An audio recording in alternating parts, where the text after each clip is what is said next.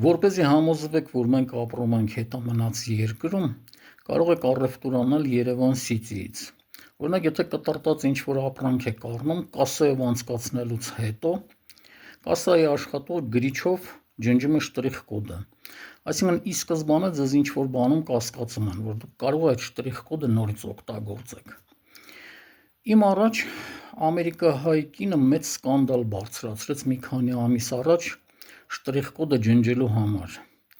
Վերջում էլ կտրտած երշիկի ցելոֆանը պատռեց և ցույց տվեց, որ գրիչի հետքերը մնացել են երշիկի վրա։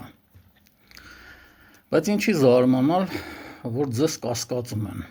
Կասկածում են նույնիսկ իրենց աշխատողներին։ Նույնիսկ մեկ բուլկի գնաց աշխատողը կասայից անցնելուց հետո իր կտրոնը ցույց է տալիս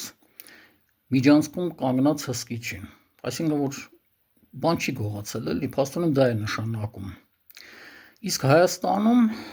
նույնիսկ ոչ սննդային հիմնարկներ կան,